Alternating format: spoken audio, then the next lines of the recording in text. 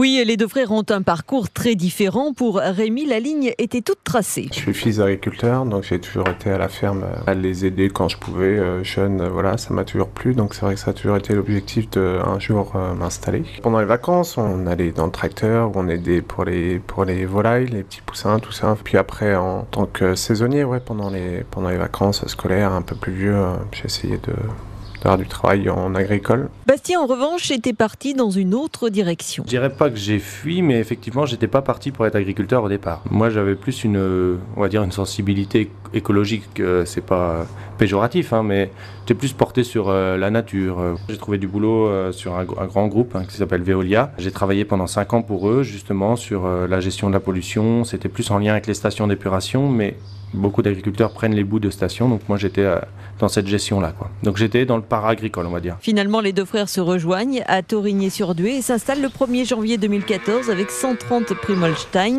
Dès l'année dernière, ils signent avec l'équipe d'Equilé pour la vente directe de lait sartois.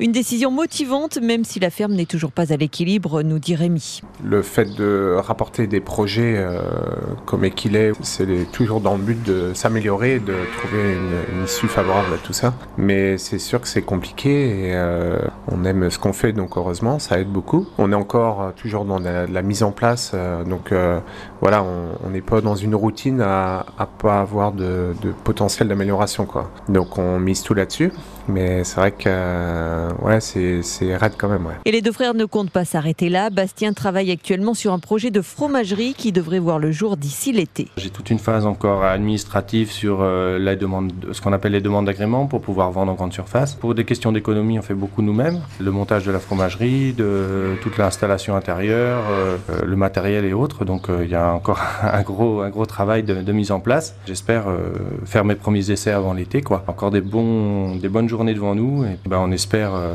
concrétiser tout ça d'ici quelques mois. Dans ce futur bâtiment de 100 mètres carrés, les deux frères proposeront du beurre, des faisselles, des fromages frais et de la tome.